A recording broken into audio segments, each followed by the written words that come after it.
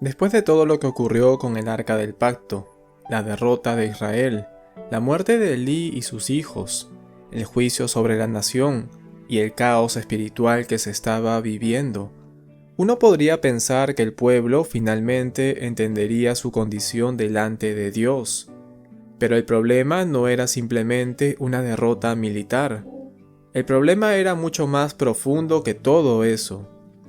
El problema era que el corazón del pueblo se había alejado de Dios. Y aquí es donde aparece uno de los temas más importantes de Primera de Samuel, el arrepentimiento genuino. Porque una cosa es sentirse mal por las consecuencias del pecado, y otra muy distinta es volverse verdaderamente a Dios. En Primera de Samuel capítulo 7 encontramos una escena distinta a la de los capítulos anteriores. El Arca del Pacto ya había regresado a Israel después de causar terror entre los filisteos. Pero algo interesante sucede.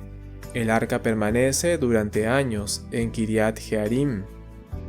La Biblia lo dice de esta manera: desde el día que llegó el arca a Kiriat Jearim, muchos días pasaron, 20 años, y toda la casa de Israel lamentaba en pos de Jehová. Esa frase es muy importante, porque Israel estaba comenzando a sentir el peso de su condición espiritual. Había dolor, había vacío y una sensación de distancia con Dios. Pero aquí hay algo clave.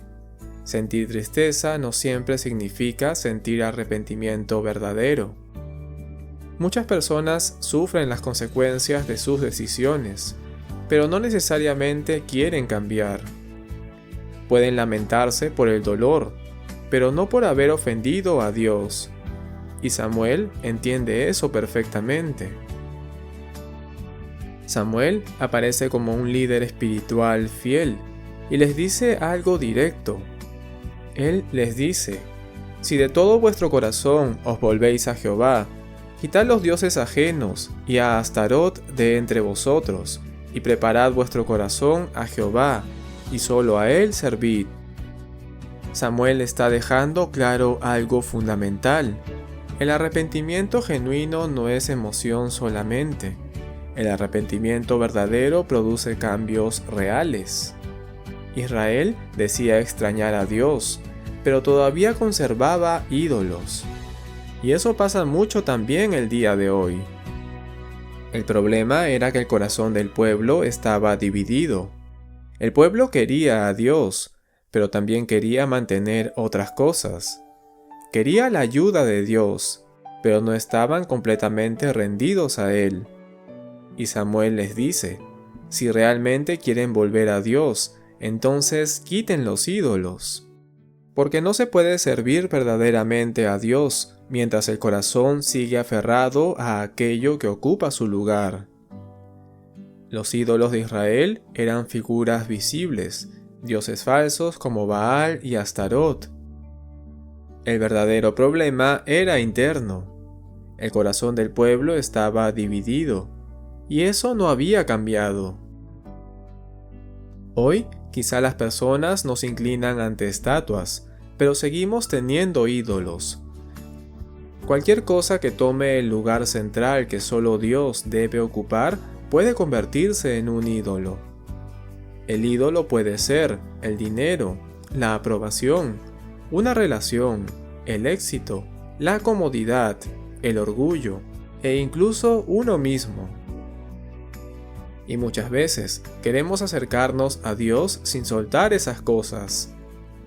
Queremos paz, pero sin rendición.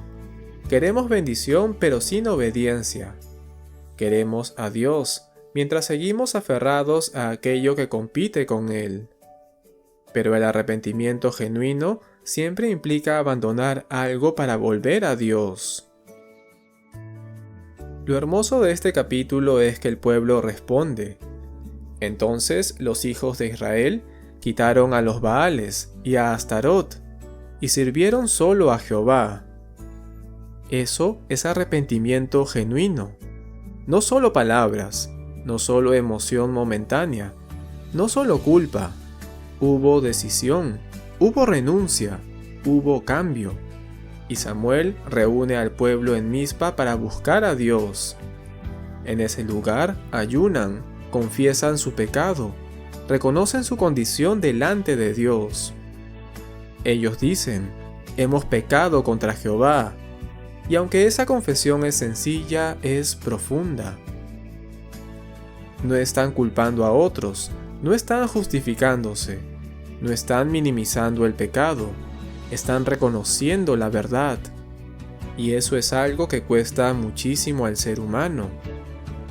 Mientras el pueblo está reunido buscando a Dios, los filisteos deciden atacar nuevamente. Viéndolo humanamente, Israel está vulnerable.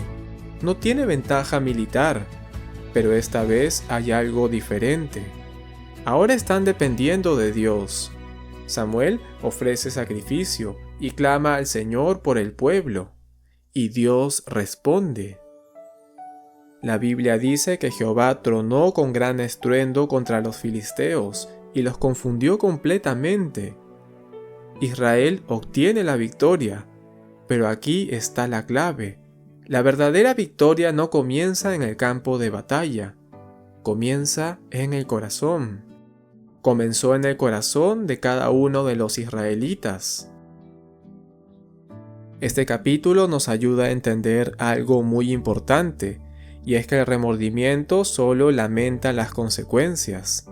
El arrepentimiento lamenta haber ofendido a Dios. Saúl, más adelante en 1 Samuel, sentirá remordimiento muchas veces, pero David mostrará un arrepentimiento genuino, porque el arrepentimiento verdadero no busca simplemente sentirse mejor, sino volver a Dios. Vivimos en una cultura que evita hablar del pecado.